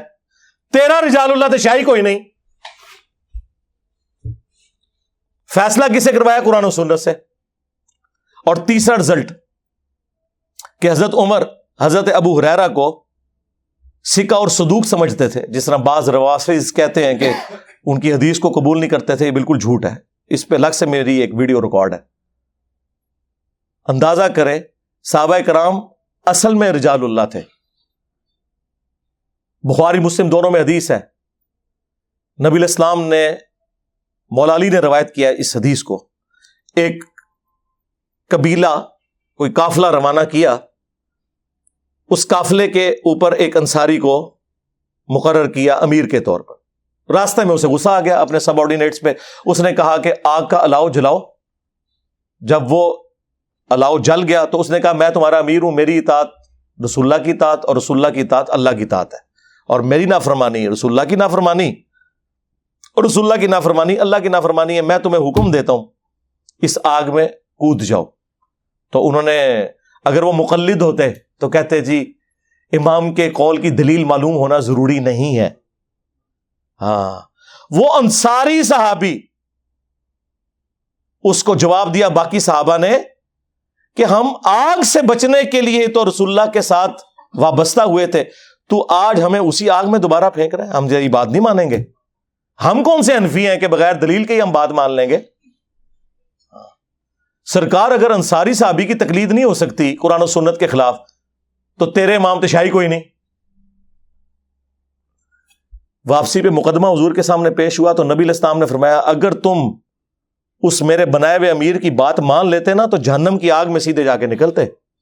اگر اللہ کے نبی کا بنایا ہوا امیر غلط بات کرے, رسول اللہ اسے آن نہ کریں, تمہارے بنائے ہوئے اماموں کو نبی علیہ السلام کہاں سے آن کریں گے؟ اور دوسری بات, جس امام مہدی نے قرب قیامت میں تھوڑے سے عرصے کے لیے آنا تھا اس کا ذکر تو موجود ہے ابو داؤد کے اندر, مسند احمد کے اندر, مشکات کے اندر. یہ قیامت اس وقت تک قائم نہیں ہوگی جب تک کہ میری بیٹی فاطمہ کی اولاد میں سے میرے ہی نام پر محمد بن عبداللہ المہدی ایک شخص نہ پیدا ہو جائے جو پوری دنیا کو انصاف سے بھر دے گا. جس نے اینڈ پہ تھوڑے عرصے کے لیے آنا ہے اس کے بارے میں حدیثیں ہیں, اور جن اماموں نے ریٹائر ہی نہیں ہونا ان کے بارے میں تو ہزاروں حدیثیں ہونی چاہیے تھی. جاؤ کوئی لے کے آؤ. کوئی بھی نہیں. وہ تمہارے بنائے ہوئے امام ہے اور ان کا بھی کوئی قصور نہیں ہے, ذہن میں رکھیے گا. انہوں نے کبھی کلیم نہیں کیا. شاہ ولی اللہ دہلوی نے حجت اللہ البالغہ میں تقلید کو اس امت کی تباہی کی سب سے بڑی وجہ بتایا, لیکن حنفیوں کو سلیکٹو سٹڈی کروائی جاتی ہے. انہوں نے یہاں تک لکھا ہے کہ اماموں کی تقلید نے امت میں گمراہی کا دروازہ کھولا ہے, اندھی تقلید نے. انہوں نے یہاں تک حجت اللہ البالغہ میں لکھا ہے کہ اماموں نے تو خود فرمایا تھا کہ اگر ہمارے قول کی دلیل معلوم نہ ہو تو آپ نے اس پہ عمل نہیں کرنا. امام حنیفہ کا قول, شافعی کا, مالک کا, ام بن حنبل کا, امام مالک کا وہ قول نقل کیا ہے کہ رسول اللہ کے علاوہ کوئی ایسا شخص نہیں کہ جس کی ہر بات مقبول ہو اور کوئی بات مردود نہ ہو, اور رسول اللہ کے علاوہ کوئی اور ایسا شخص نہیں صلی اللہ علیہ وآلہ وسلم کہ جس سے اختلاف نہ ہو سکے سوائے نبی علیہ السلام کے جن کی قبر مدینے میں ہے. یہ شاہ ولی اللہ نے نقل کیا ہے اس کے اندر. اور یہ اپنے آپ کو کہتے ہیں جی شاہ ولی اللہ حنفی تھے. شاہ ولی اللہ تو تھوڑی منجی ٹھوک کے گئے نا, سارے نے منجیاں ٹھوکی ہیں لیکن وہ کتابیں لکھیاں رہ گیا. انجینئر صاحب اس لیے بدنام ہوئے ہیں کہ وہ لا کے آپ کے سامنے رکھ دیے انہوں نے. تو یہ صحابہ کرام کا ایٹیچیوڈ تھا. اور نبی علیہ السلام نے اس موقع پہ پھر فرمایا کہ اللہ کی نافرمانی میں مخلوق کی اطاعت نہیں ہے, مخلوق کی اطاعت صرف معروف میں ہے, منکر میں نہیں ہے. اندازہ کریں, نبی علیہ السلام تو یہ بتا کے گئے ہیں رجال اللہ. اور ایک اور حدیث جو آپ کو تو بری لگے گی لیکن میں بیان کروں گا تاکہ آپ کو سمجھ آئے, کیونکہ وہ آپ کے ماموں سے متعلق ہے. صحیح مسلم میں حدیث ہے, عبداللہ بن عمر بن عاص کعبے کے سائے میں بیٹھے میں اور اطاعت امیر کے اوپر حدیثیں بیان کر رہے ہیں. اتنے میں ایک تابعی داخل ہوتا ہے جو انجینئر صاحب کی ویڈیو سے متاثر تھا, عبد الرحمن بن عبد رب کعبہ, اور وہ کہتا ہے کہ حضرت آپ ہمیں اطاعت امیر کے اوپر حدیثیں سنا رہے ہیں اور آپ کے چچا کا لڑکا معاویہ ابن ابی سفیان جو ہمارا حکمران ہے وہ تو ہمیں حکم دیتا ہے کہ ہم لوگوں کا مال حرام طریقے سے ہڑپ کریں اور ناحق لوگوں کو قتل کریں, اور اللہ تعالیٰ سورۃ النساء میں ارشاد فرماتا ہے کہ اے لوگو باطل طریقے سے ایک دوسرے کا مال ہڑپ مت کرو اور اپنوں کو مت قتل کرو. اب ہم اللہ کی بات مانیں یا آپ کے چچا زاد معاویہ ابن ابی سفیان کی بات مانیں کہ جو حکمران ہے؟ اس نے نہیں آگے سے کہا مشاجرات صحابہ ڈسکس نہ کرو, تم تو ہے ہی تابعی ہو, یقیناً تمہیں انجینئر نے گمراہ کیا ہوگا. خاموش ہو گئے. تھوڑی دیر بعد سر اٹھا کے کہا معاویہ کی اطاعت کرو ان کاموں میں جس میں اللہ کے حکم کے مطابق تمہیں چلائے, اور جس میں وہ اللہ کے خلاف چلائے تم اس کی مخالفت کرو. اندازہ کریں, یہ تھے رجال اللہ. یہ نا اپنے ماننے والوں کو شاہ دولہ کا چوہا بنائے ہوئے ہیں. یہ ان کو سمجھتے ہیں کہ یہ جو ہمارے مقلدین ہیں نا یہ آنکھیں بند کر کے چلے اور ہم ان کے رجال اللہ بن جائیں. نہ بول جاؤ, کام پہ گئے تھوڑے نال اور میمز بڑھن گی صرف. کیا نبی علیہ السلام کی یہ تعلیمات تھی؟ اور ہمیں وہ والی گالیاں دے رہے ہیں جی وہ حسبنا کتاب اللہ. سرکار یہ تو قرآن و سنت کی تعلیمات ہیں کہ آپ نے کتاب و سنت کے مقابلے پہ کسی کو نہیں ماننا. اللہ تعالیٰ نے واضح فرمایا ہے اپنے نبی کی تربیت کرتے ہوئے, اے نبی علیہ السلام جب کافروں سے بحث ہو تو ان سے کہو اگر یہ کوئی بات نہیں مانتے ایتونی بکتاب من قبل ھذا او اثارۃ من علم ان کنتم صادقین. قرآن کو اگر نہیں مانتے, قرآن سے پہلے اگر کوئی کتاب ہے وہ لے آؤ. انبیاء کے آثار موجود ہوں وہ لے آؤ, ان میں سے بتاؤ جو تم نے عقیدے کلیم کیے ہوئے ہیں, اگر تم سچے ہو.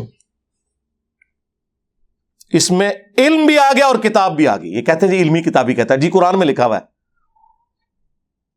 ایتونی بکتاب من قبل ھذا او اثارۃ من علم. تو میں نے بھی یہی عرض کیا کہ نہ میں وابی نہ میں بابی, میں ہوں مسلم, علمی کتاب بھی قرآن سے ثابت ہو گیا. نہیں, وہ انجینئر صاحب کہتے ہیں مرنے سے پہلے اے مسلمان کر لے اس پہ غور, کتابوں کا خدا اور ہے, بابوں کا خدا اور, ہمارے بزرگوں کی تو بڑی خدمات ہیں, آپ ان کا خدا ہی اور مانتے ہیں. جناب یہ محاورتاً بات ہے, وہ کیا کافر بھی ہمارے ہی خدا کو مانتے ہیں, لیکن ان کوالٹیز کے ساتھ نہیں آپ لوگ مان رہے جو شخص پہ نازل ہوئی ہیں جس کی قبر مدینے میں ہے صلی اللہ علیہ وآلہ وسلم.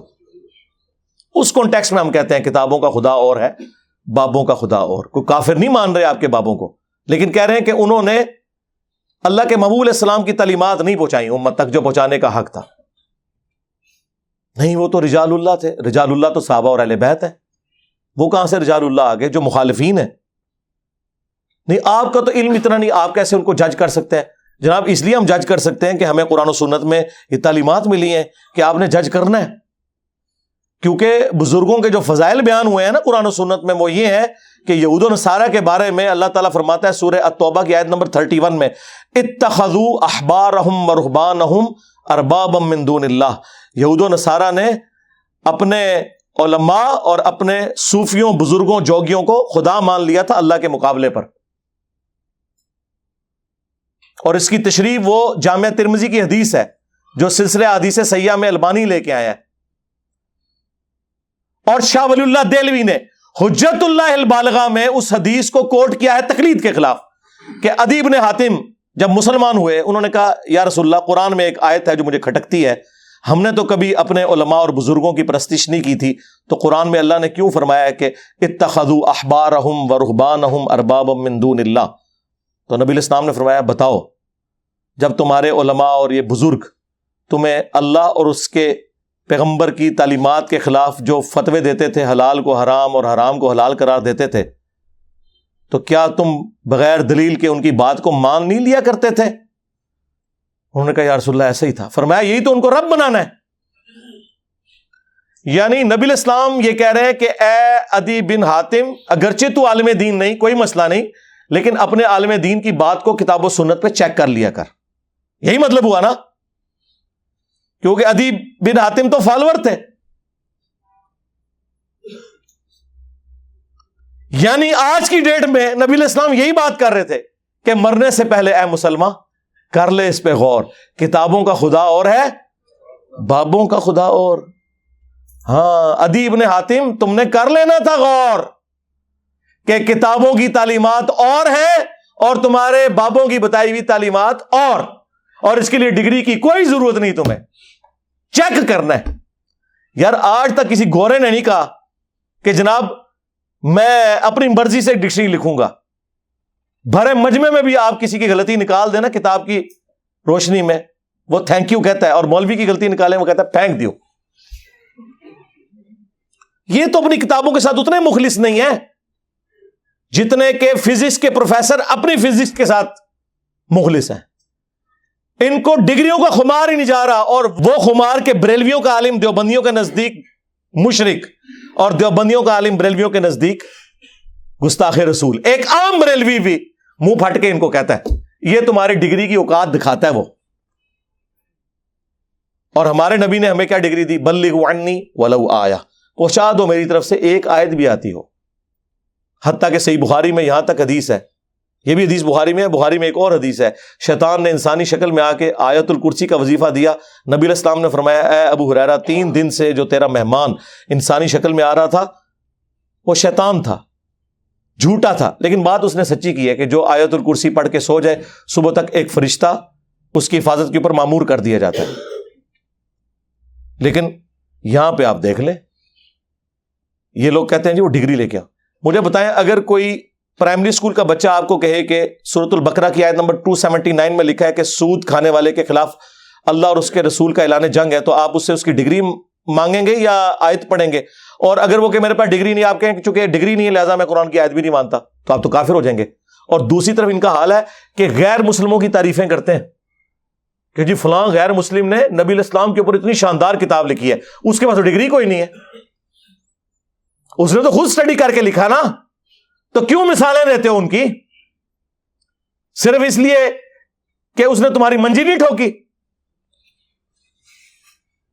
مثالیں دیتے ہیں نا جی، ان کے پاس کون سی ڈگریاں ہوتی ہیں؟ اور ڈگریوں کی اوقات یہ ہے کہ یار تمہارے بڑے کیا، ان کے بڑے بھی جو کچھ بلنڈر کر کے گئے، آج ہمارے بچے جو ہے نا بتا رہے ہیں کہ یار فلاں یہ کر گیا، فلاں آدھی حدیث لکھ کے چلا گیا، فلاں یہ کر کے چلا گیا۔ پرانوں کی بھی اوقات کھل گئی ہے ہمارے اسٹوڈنٹ کے سامنے اور وہ لوگوں کے سامنے کھول رہے ہیں۔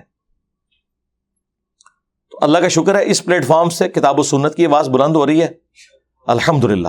ہم آپ کے بابوں کو بالکل نہیں مانتے، اس لیے کہ آپ بھی دوسروں کے بابوں کو نہیں مانتے، سیدھی سی بات ہے۔ لہٰذا بہتر یہ ہے کہ اپنے اپنے بابوں سے دستبردار ہو جاؤ اور اس شخص کے ساتھ اپنی نسبت مضبوط کرو جس کی قبر مدینے میں ہے صلی اللہ علیہ وآلہ وسلم۔ آخر میں مفتی تقی عثمانی صاحب کو گفٹ کے طور پر 3 عقیدے دے رہا ہوں اور قیامت تک کے لیے ٹائم دے رہا ہوں کہ رجال اللہ کی روشنی میں، کتاب اللہ کی روشنی میں، سنت کی روشنی میں، قطعی الدلالہ دلائل کی روشنی میں اپنے بزرگوں کے لکھے ہوئے ان عقیدوں کا دفاع کرو جو المہند میں لکھے ہوئے۔ ویسے تو پوری کتاب کا ہی پوسٹ مارٹم ہو سکتا ہے، لیکن یہ 3 عقیدے سارے ان کے مفتیوں کو میں کہتا ہوں کہ یہ اس کو آگے کتاب و سنت سے ثابت کرو۔ نمبر 1، ہم بزرگوں کے قبروں اور سینوں سے فیض لینے کے قائل ہیں، مگر خواص کے طریقے سے، عوام الناس کے طریقے سے نہیں۔ اور وہ میں نے بتا دیا تھا، خواص کا طریقہ ہے سینے سے فیض دینے یا لینے کا۔ ہاں، رشید احمد گنگوئی نے قاسم نانوتوی کو پبلک کے سامنے چرپائی پہ لٹایا اور عاشق صادق کی طرح اپنا ہاتھ سینے پہ رکھا، اور وہ آگے سے کہنا شروع ہو گئے کہ میاں لوگ کیا کہیں گے؟ انہوں نے کہا کہنے دو جو لوگوں کو وہ کہتے ہیں۔ اور نقل کون کر رہا ہے؟ حکیم الامت اشرف علی تھانوی صاحب، اور کتاب کرامات اولیاء۔ اس کا اگلا ورژن یہ ہے کہ کچھ عرصے بعد اسی رشید احمد گنگوئی نے خواب میں دیکھا کہ مولانا قاسم نانوتوی دلہن کی شکل میں میرے پاس آئے ہیں۔ ہاں، اور بعد والا بھی سارا کام۔ ہاں، اور پھر وہ اس کی تعبیر یہ کرتے ہیں کہ ان کی جو روحانی اولاد جو ہوئی خواب میں، یعنی کہ ان کے جو سٹوڈنٹس بیداری میں، ان کی تربیت ان کے ذمہ آئے گی، یہ انہوں نے تعبیر بیان کی۔ یہ سینوں سے جائز طریقے سے فیض، اور اللہ کا شکر ہے یہ فیض آج تک جاری ہے، آئے دن آپ کو مدارس کی رپورٹس ملتی ہیں۔ اور قبروں سے فیض یہ ہے کہ قاسم نانوتوی صاحب اسی کتاب میں لکھا ہے مرنے کے 6 سال کے بعد قبر سے نکل کر، خواب میں نہیں بیداری میں، دیوبند کے 2 مولویوں کی صلح کروا کے قبر میں واپس چلے گئے، اور جس مولوی کو مل کے گئے تھے سخت سردیوں میں بھی اس کا جو لحاف تھا اس کے اندر اس کا پسینہ نکل گیا ہوا تھا، اور بھی کچھ نکل گیا ہوگا، وہ رپورٹ نہیں ہوا۔ ظاہر ہے جی مردہ جب قبر سے نکل آئے تو بندے کا کیا حال ہوگا، خواب میں نہیں بیداری میں۔ یہ ہم نے پھر بتایا کہ اس طریقے سے فیض لیتے تھے، یہ خواص کا طریقہ ہے۔ قبر کی مٹیاں چاٹا کرتے تھے، میں نے پورا ریسرچ پیپر لکھا ہے اس کے اوپر، قبروں سے فیض کے عقیدے کا تحقیقی جائزہ۔ دوسرا عقیدہ کہ رسول اللہ کی قبر اللہ کے عرش، کرسی اور کعبہ سے افضل ہے۔ یہ کس آیت حدیث میں؟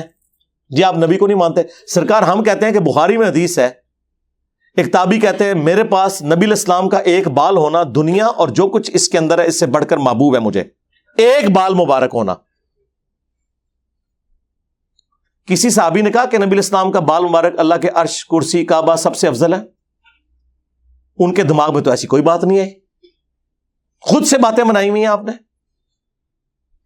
انہیں پتا تھا، بخاری میں حدیث ہے، دیکھنا میری شان کو اس طرح بلند نہ کرنا جس طرح نصارہ نے اپنے پیغمبر کو بڑھا دیا، میں اللہ کا بندہ اور اس کا رسول ہوں، مجھے اللہ کا بندہ اور اس کا رسول ہی کہنا۔ انہیں پتا تھا، بخاری مسلم میں حدیث ہے، اما عائشہ کہتی ہیں حضور کے آخری دن چل رہے تھے، نبی علیہ السلام نے فرمایا لعن اللہ الیہود والنصارى اتخذوا قبور انبیائہم مساجدا، اللہ کی لعنت ہو یہود و نصارہ پر، انہوں نے اپنے نبیوں کی قبروں کو سجدہ گاہ بنا لیا۔ اور اما عائشہ کے الفاظ ہیں اسی حدیث میں کہ اگر ہمیں خطرہ نہ ہوتا کہ لوگ رسول اللہ کی قبر پہ سجدے شروع کر دیں گے، ہم نبی الاسلام کی قبر کو اوپن زیارت کے لیے چھوڑ دیتے. اور مسند احمد میں حدیث، اے اللہ میری قبر کو وہ بت نہ بننے دینا کہ لوگ اس کی پوجا شروع کر دیں. اللہم لا تجعل قبری وثنا یعبد. رسول اللہ اپنی قبر کو بت کہہ رہے ہیں. اگر پرستش ہو تو آپ کو اور کس طرح سمجھائیں گے؟ بخاری مسلم دونوں میں حدیث ہے، حضور کے آخری دن چل رہے تھے، حضور کے بیماری کے عالم میں حضور کی 2 بیویاں ام سلمہ اور ام حبیبہ آپس میں گفتگو کرنا شروع ہوئی. اما عائشہ کہتی ہیں میں بھی وہاں موجود تھی. انہوں نے کہا کہ جب ہم ہجرت حبشہ پہ گئے تھے، ہم نے ماریا نام کا ایک گرجا دیکھا تھا، اس پہ کچھ تصویریں لٹکی ہوئی تھی. تو نبی الاسلام نے فرمایا یہی ان کی خرابی تھی، جب کوئی نیک آدمی فوت ہو جاتا تھا اس کی قبر پہ مسجد بنا لیتے تھے اور تصویریں لٹکا دیتے تھے، پھر وہاں پہ سجدے شروع کر دیتے تھے. قیامت کے دن یہ لوگ بدترین مخلوق بنا کے اٹھائے جائیں گے. اور یہ نہ سمجھیے گا کہ یہ اس امت کے لیے ہے. بخاری مسلم دونوں میں حدیث ہے، میری امت میں بھی وہی خرابیاں پیدا ہوں گی، قدم بقدم بالشت بر بالشت، تم بھی اگلے لوگوں کے راستے پہ چلو گے. صحابہ نے پوچھا یہ اگلے لوگوں سے مراد یہود و نصارہ ہے؟ فرمایا وہ نہیں تو اور کون ہے؟ کہتے نہیں جی وہ فیشن تھا. نا سرکار، ترمذی میں موجود ہے، فیشن نہیں شرکی عقیدوں کا ذکر تھا. غزوہ حنین کے موقع پر حضور ایک جگہ سے گزرے، ذات انوات ایک درخت تھا. صحابہ نے کہا یا رسول اللہ اس درخت کے ساتھ مشرکین عرب اپنا اسلحہ لٹکاتے ہیں برکت کے لیے، آپ بھی ہمارے لیے کوئی درخت مقرر کر دیں، ہم اس سے برکت حاصل کریں. حضور کا مقرر کیا ہوا درخت کیا وہ درخت ہوتا؟ نبی الاسلام غصے میں آئے، کہا سبحان اللہ، اللہ پاک ہے، انورٹڈ کاماز میں عما یصفون، ہر اس برائی سے جو تم اس کی طرف منسوب کر رہے ہو. تم نے تو وہی بات کر دی جو موسیٰ کے ماننے والوں نے کی تھی، حالانکہ وہ بھی صحابہ تھے. جب وہ سمندر سے پار لگے، ایک قوم کو انہوں نے بت پر اعتکاف کرتے ہوئے دیکھا اور کہا کہ موسیٰ آپ بھی ہمارے لیے اللہ کا کوئی بت مقرر کر دیں کہ ہم دھیان کر کے بیٹھیں.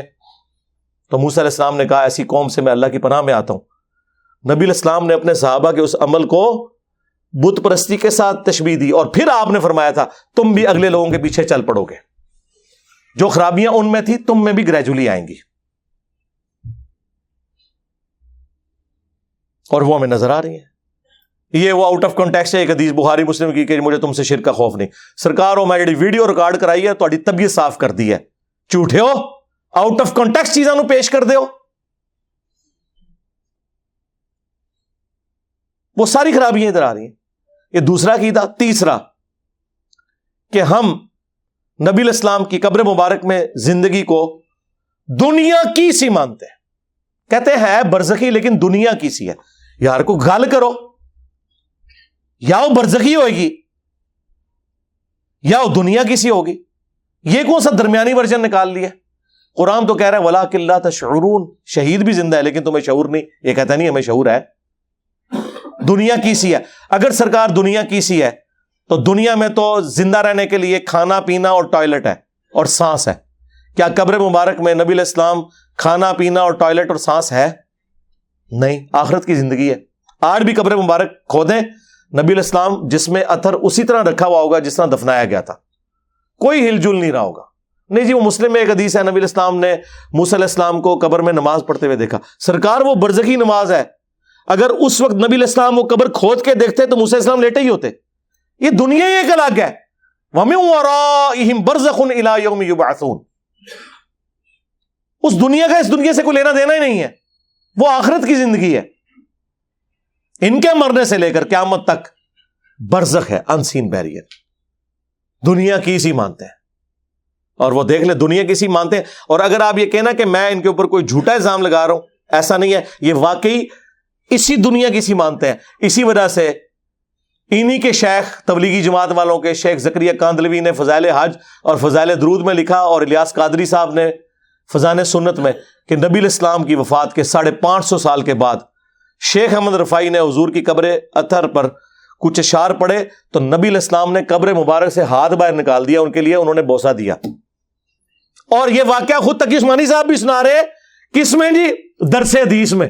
مورخین نے لکھا ہے کہ جو ہی یہ شعر پڑھے تو روضہ اقدس میں سے نبی کریم سرور دو عالم صلی اللہ علیہ وسلم کا دست مبارک ظاہر ہوا، اور ہزاروں انسانوں نے یہ نظارہ کیا کہ دست مبارک ظاہر ہوا. احمد کبیر رفاعی رحمۃ اللہ نے دست مبارک کو بوسہ دیا اور دست مبارک پھر واپس کتنا عظیم الشان واقعہ ان کے ساتھ پیش آیا. اور یہ مورخین نے متعدد تاریخوں میں لکھا ہے اور لکھا ہے کہ ہزارہ افراد کی موجودگی میں یہ واقعہ پیش آیا. درس حدیث ہو رہا ہے جب بچوں کو آپ یہ کچھ پڑھا رہے ہیں. یار سیدہ عائشہ 47 سال اس حجرے میں نہیں ہے, انہوں نے تو کبھی ہاتھ مبارک کی زیارت نہیں کی. سیدہ فاطمہ تو روتے ہوئے دنیا سے چلی گئی, انہوں نے تو کبھی زیارت نہیں کی. کہتے نہیں ہاتھ باہر نکالا اور 90,000 لوگوں کی موجودگی میں بوسہ دیا, اور ان دیکھنے والوں میں شیخ عبد القادر جیلانی کا نام بھی ذکر کیا جاتا ہے. تب میں پڑھ لی گل, میں کہا عبد القادر جیلانی نے کیوں نہیں چومیا؟ ان کو تو میں کچھ نہیں کہتا, میں کہتا ہوں کہ وہ بڑا بدبخت اور منحوس ہے کہ جس کے سامنے رسول اللہ کا ہاتھ مبارک نکلے اور وہ چوم نہ سکے. اس سے بڑا تو مردود کوئی نہیں ہے. تو یہ شیخ عبد القادر جیلانی کو بدنام کر رہے ہو یا ان کی عزت افزائی کر رہے ہو؟ سرکار یہ ہاتھ کبھی نکلا؟ اٹھاؤ بخاری. سیدنا عمر کہتے ہیں 1010 نمبر حدیث, انا کننا نتوسل الیک بنبینا صلی اللہ علیہ وآلہ وسلم, اے اللہ پہلے تو ہم تیرے نبی کے ذریعے تیری طرف متوجہ ہوتے تھے, اب ان کی وفات کے بعد ہم ان کے چچا کو وسیلہ کے طور پر لائے ہیں, ان کی دعا کی برکت سے بارش نازل ہو جاتی تھی. انہوں نے تو نہیں کہا یا رسول اللہ اپنا ہاتھ مبارک نکالیں, کہ مسلم شریف میں حدیث موجود ہے کہ جب آپ قبر اطہر سے باہر تھے تو ایک دن میں نے آپ کو سفر میں کھانا اور پانی جمع کر کے دیا, آپ نے دعا برکت کی فرمائی, اپنا ہاتھ رکھا اور آپ کے ہاتھوں سے پانی کے چشمے جاری ہوئے, تو یا رسول اللہ اپنا ہاتھ مبارک میرے اس پیالے میں رکھیں. اگر حضرت عمر کے لیے ہاتھ نہیں نکلا تو سرکار میں کیوں نہ کہوں کہ میرے عمر سا ہے ہی کوئی نہیں, تیرا رفائی تھے شاہ ہی کوئی نہیں. یہ کمپیرزن رجال اللہ, میرے خیال ہے مفتی صاحب تہاڈی طبیعت صاف ہو جائے گی انشاءاللہ. آمدہ رجال اللہ دا نام لویو, اے او بندہ جے جو درس نظامی کے آخری درس کے اندر عوام الناس میں بیٹھ کے پتہ کیا بتا رہا ہے کہ امام حنیفہ کو گناہ دھلتے ہوئے نظر آ جاتے تھے. حضرت امام حنیفہ رحمۃ اللہ علیہ سے کے بارے میں منقول ہے, وضو کرتے تھے لوگ تو ان کو وضو کے پانی کے اندر لوگوں کے اعمال بہتے ہوئے نظر آتے تھے, کہ یہاں پر اعوذ باللہ اس میں چوری نظر آ رہی ہے, اس میں جو ہے غیبت نظر آ رہی ہے, اس میں جھوٹ نظر آ رہا ہے, وہ چلتا ہوا نظر آتا. حضرت امام حنیفہ رحمۃ اللہ علیہ کو اللہ تعالیٰ نے یہ کشف کا, اور اسی واسطے امام ابو حنیفہ کا مسئلہ کیا ہے کہ مائع مستعمل ناپاک ہے. وہ اسی لیے کہ آنکھوں سے دیکھ رہے تھے کہ وہ اس میں جو ہے گناہوں کی گندگیاں بہ رہی ہے, تو انہوں نے کہہ دیا کہ مائع مستعمل ناپاک ہے. جو بریلویوں کو حضور کا علم غیب ماننے کے اوپر کہیں کہ یہ لوگ بدعتی ہیں, اپنے بابے کا علم غیب مانے ہوئے ہیں, کیونکہ وہ شیخ زکریا کاندلوی نے لکھ دیا ہوا ہے فضائل اعمال کے اندر. اور پھر آگے اس پہ نہیں کہتے, ان کو پتا چل جاتا تھا کون سا حرام کیا, کون سا مکروہ, کون سا, اور ساتھ ایک بیٹھا ہوا لقمہ بھی دے رہا ہے, ساتھ ایک بندہ وہ بھول گئے نا, وہ لقمہ بھی دے رہا ہے. اور چھڑ دو تو آڈا کوئی بزرگ میرا میکینیکل انجینئرنگ دا فارمولا میں لکھ کے دیا نا, زندہ یا مردہ پڑھ کے نہیں سنا سکتا. مشین ڈیزائن دا کوئی فارمولا یا میکینکس آف مٹیریلز دا, چھڑ دو, گناہ دھلتے ہوئے نظر آ جاتے تھے. اللہ کے بندو اللہ سے ڈر جی, اللہ چاہے تو کرے. اچھا اللہ چاہے تو صحابہ کرام کے ساتھ کیوں نہیں ہوتا؟ بخاری مسلم میں حدیث ہے 2 قبر والوں کو عذاب ہو رہا تھا, صحابہ کو تو نہیں نظر آیا. آپ نے فرمایا ایک پیشاب کے چینٹوں سے نہیں بچتا تھا, دوسرا چگلی کھایا کرتا تھا. پھر حضور نے ٹہنی توڑ کے اس پہ لگائی. اگر خلفائے راشدین کو نہیں نظر آیا تو پھر میں کیوں نہ عرض کروں کہ خلفائے راشدین جیسا ہے ہی کوئی نہیں, تیرے بابے تھے شاہ ہی کوئی نہیں. بخاری مسلم دونوں میں حدیث ہے, خیبر کے موقع پر ایک نامعلوم تیر لگا ایک صحابی مدھم کو, جو حضور کو وضو کرواتا تھا, آپ کا خدمت گزار تھا. صحابہ نے کہا شہادت مبارک ہو. آپ نے فرمایا تم کہہ رہے ہو شہادت مبارک, اس نے تو مال غنیمت کی ایک چادر چوری کی تھی جو آگ کی بن کے اس کے اوپر ڈال دی گئی ہے, مجھے اللہ نے دکھا دیا ہے. سرکار صحابہ کرام کو تو نظر نہیں آ رہا سامنے, یہ قبر دے اندر ویکھ دے جے کشف القبور, لے جاؤ بابے تو اپنے, اور کنی مٹی پلیت کرانی جے. صحابہ کرام گھروں کو دوڑے, اگر کسی نے ایک رسی بھی لی تھی نا لا کے بیت المال میں جمع کرائی کہ اس کی وجہ سے ہماری پکڑ نہ ہو جائے. مسلم شریف میں حدیث ہے نبی علیہ السلام ایک جگہ سے گزرے, خچر بدک گیا, آپ نے کہا عذاب قبر سے اللہ کی پناہ مانگو. پھر آپ علیہ السلام نے فرمایا کہ ان قبر والوں کو یہاں پہ عذاب ہو رہا ہے, میں نے ارادہ کیا کہ تمہیں یہ عذاب سنوا دوں اللہ سے دعا کر کے. دکھانا چھڑ دو, کہانی ختم. لیکن مجھے ڈر ہوا تم اپنے مردے دفنانا چھوڑ دو گے. اور صحابہ تو سن نہ سکیں, تیرے بابے دیکھ لیں کہ جی وہ ان کو گناہ دھلتے ہوئے نظر آ جاتے تھے. او چھڑ دو, ستار العیوب ہے اللہ. جو اللہ کہہ رہا ہے, بخاری مسلم میں حدیث ہے کہ جو دنیا میں مسلمانوں کے گناہوں پہ پردہ ڈالے گا, آخرت میں اللہ تعالیٰ اس کے گناہوں پہ پردہ رکھے گا. وہ اللہ تعالیٰ اپنے قول و فعل میں تضاد کر رہا ہے, نعوذ باللہ, کہ وہ لوگوں کے گناہ دھلتے ہوئے دکھا رہا ہے. جھوٹے ہو, کوڑ مار دو. خدا کے لیے اللہ کے اوپر آپ جھوٹ باندھتے ہیں. میں تو بہت کچھ بول سکتا ہوں, آپ کو پتا ہے کہ ان کے مرے ہوئے بھی زندہ ہو کے آ جائے نا, تو بس 2-4 لیکچر ہی دیکھیں گے تو ان کو پتا چل جائے گا وہ کیا کر کے گئے ہیں یا ان کے ساتھ کیا ہو گیا. لیکن یہ میں نے فی البدی جو باتیں میرے ذہن میں اللہ نے ڈالی, شرح صدر کیا, کشف نہیں سرکار, شرح صدر, ٹھیک ہے, سینہ اللہ نے کھول دیا. جو میرا حال دل تھا میں نے آپ کے سامنے رکھا. آندہ میں ریکویسٹ کروں گا میرے بارے میں میرے بھائی جو بولے وہ سمجھ جائے کہ اب وہ مشین پہ چڑھے گا. ہاں, یہ ذہن میں رکھیں. اور یہ اس وجہ سے نہیں کہ مجھے کوئی اس سے فرق پڑتا ہے. دعوت حق کو جہاں نقصان ہوگا نا, میں بالکل لحاظ نہیں کروں گا. میں نے نہیں دیکھنا وہ کتنا بڑا مفتی ہے, کہتے ہیں جی تم اس کے ٹخنوں کے برابر نہیں ہو. سرکار یہ تو وقت نے بتایا کون کس کے ٹخنوں کے برابر نہیں ہے. یہ تو علم کی دنیا ہے میرے بھائی, کوئی علمی بات کرو. تو اللہ کا شکر ہے, میرا خیال ہے مفتی صاحب کو اتنی ساری دوائی سے آرام آ جائے گا, ہاں انشاءاللہ تعالی. اور یہ جو ان کے ماننے والے میری ویڈیوز کے ساتھ اسے لیٹ کر رہے ہیں, تصویریں لگا کے کہ یہ انجینئر صاحب کے بارے میں کہا ہے, تو انجینئر صاحب کا مقدمہ انجینئر صاحب نے سامنے رکھ دیا. مجھے تو موقع مل گیا, آپ کو پتا مجھے فل ٹاس ملے باؤنڈری سے باہر, اب تو پلانٹ ارتھ سے باہر. ہاں, کوئی لحاظ نہیں, ٹھیک ہے جی, کیونکہ ہم اس شخص کے ساتھ مخلص ہیں جس کی قبر مدینے میں ہے, صلی اللہ علیہ وآلہ وسلم. صلو علی محمد وآل محمد, اللہم صلی علی محمد وعلی آل محمد واصحاب محمد وازواج محمد وامت محمد اجمعین الی یوم الدین, آمین.